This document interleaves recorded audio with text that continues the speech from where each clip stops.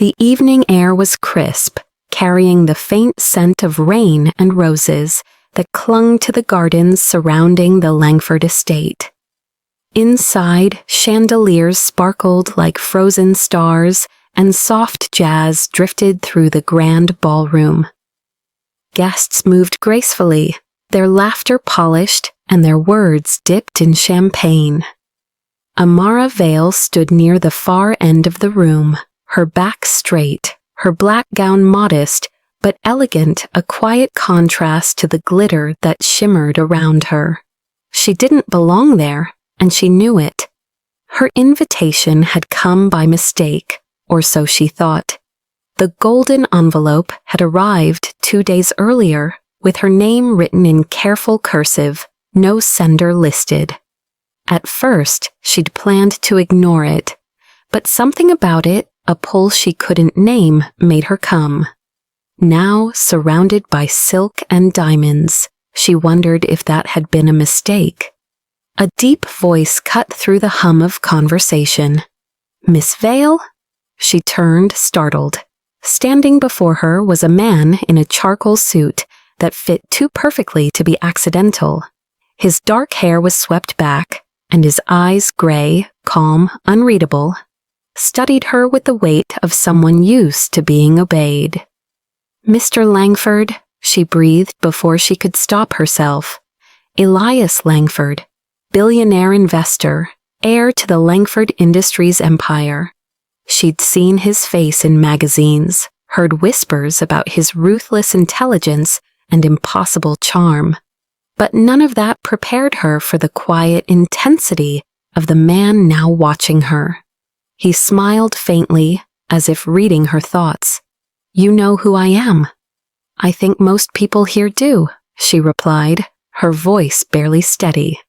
"Perhaps, but most people here don't matter," he said simply. "You do." Amara blinked. "I'm sorry." He gestured toward the terrace. "Walk with me." The request wasn't a request, it was a command wrapped in silk. Still, something in his tone softened her instinct to refuse. She followed him through the French doors, the night air brushing against her bare shoulders. Outside, the city lights shimmered in the distance, and for a moment, neither of them spoke. Elias rested his hands on the marble railing, his gaze fixed on the horizon. "You're wondering why I invited you?" "Yes," she said. "I don't move in your circles, Mr. Langford. I'm a teacher, not what?" He turned toward her. "Not someone who belongs here?" Her silence answered for her. He studied her face, his expression unreadable. "Don't ask why I chose you," he said finally, voice low. "Just know that I did." Amara's pulse quickened. "That's not much of an explanation." He smiled faintly, the kind of smile that never reached the eyes. "Explanations ruin everything, Miss Vale. They turn mysteries into math problems." "That's convenient," she said, surprising herself with the quiet edge in her voice. "Especially for someone who doesn't want to be understood." For the first time, he looked caught off guard. Then softly, he laughed a short, genuine sound that didn't match the man's reputation. "You're braver than I expected." "Or just tired of being polite," she replied. Their eyes met hers, uncertain, his distant but strangely human. For a long moment, the world seemed to shrink to the space between them. Elias broke the silence first. "Would you have come tonight if I'd told you why?" "I don't know," Amara admitted. "Maybe, maybe not." He nodded slowly. "Then it's better you didn't know." Before she could ask more, a man in a black suit approached from the doorway, murmuring something in Elias's ear. His expression shifted, tightening with unspoken irritation. "Excuse me for a moment," he said, his tone suddenly cold again. "Please, stay here." And then he was gone, disappearing into the glittering maze of the ballroom. Amara stood there, trying to steady herself. The night breeze lifted a strand of her hair, and she caught her reflection in the window's glass. Someone out of place, standing on the edge of someone else's world. She turned back toward the garden. That's when she noticed a small figure standing near the fountain. A girl maybe 6 or 7 years old, in a pale blue dress. The child was holding something in her hand, a small locket that glimmered under the moonlight. "Hi," Amara said gently, walking closer. "Are you lost?" The girl looked up with wide hazel eyes. "You're pretty," she said softly. "You look like my mom used to." Amara froze. "Your mom?" Before she could ask more, footsteps approached. Elias appeared again, his expression changing the moment he saw the child. "Lila," he said, his voice low, controlled. "You shouldn't be out here." "But she looks like her," the little girl said, clutching the locket tighter. Elias's jaw tensed. He crouched to her level. "Back inside, sweetheart. Go to Anna, please."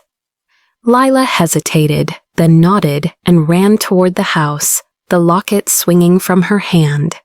Amara's heart pounded. "She's your daughter," she said quietly. He looked at her for a long time before replying. She was. The words hung in the air like fog. Amara's breath caught. Was? Elias turned away, his hands gripping the railing again. "Lila doesn't remember much. The accident happened when she was 3. His voice softened, nearly breaking. "Her mother didn't survive." The chill in Amara's spine deepened. I'm sorry." He nodded once, still not looking at her. "You remind her of her. That's why I asked you here." Amara's throat tightened. "You mean she thinks I'm her mother?" "She doesn't understand," he said quietly.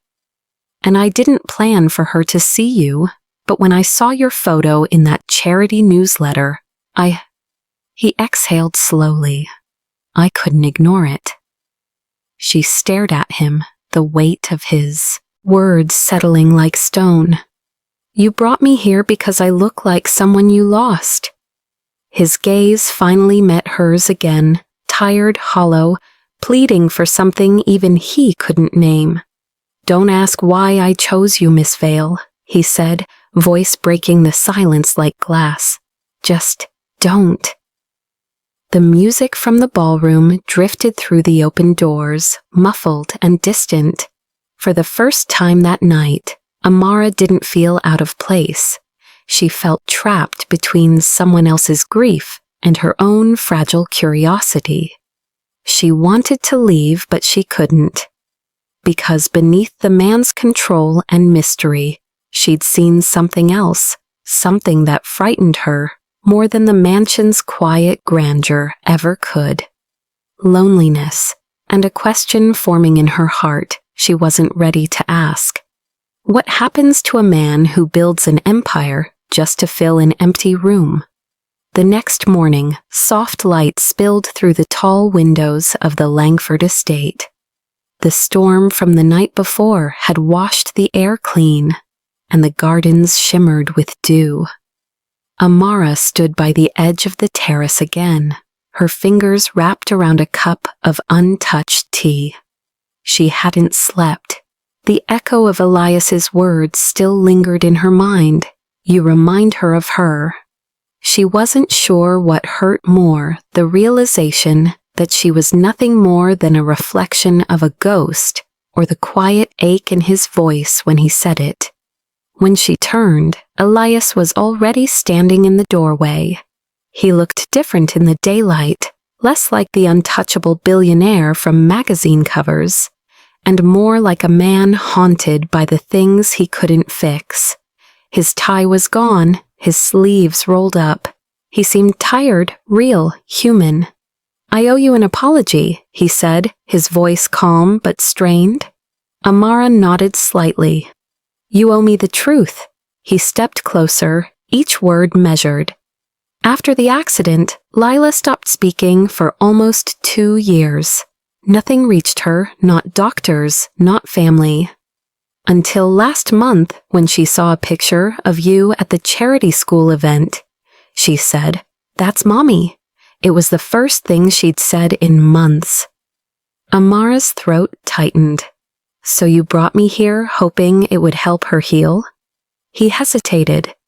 "I brought you here because I thought maybe seeing you could remind her that love still looks familiar." His voice broke slightly. "And maybe remind me too." For a moment, the only sound was the distant hum of the city waking. Amara felt the weight of his pain, deep and quiet, the kind that doesn't cry out, only breathes in broken rhythms. She took a slow step toward him. "Elias, you can't rebuild the past by finding someone who looks like it." His eyes met hers, gray and glassy, full of unspoken regret. "I know, but when you walked in last night, for the first time in years, the house didn't feel so empty." Her chest ached at the sincerity in his words. "You're not empty," she said softly. "You're grieving." He smiled faintly, a sad, grateful smile. "You remind me of who I was before I lost everything." Amara looked away, blinking back the sting of tears. "Then maybe that's why I came, not to heal her or you, but to remind you that you're still here." The air between them felt fragile, almost sacred. Elias reached into his pocket and pulled out a small object, the locket Lila had held.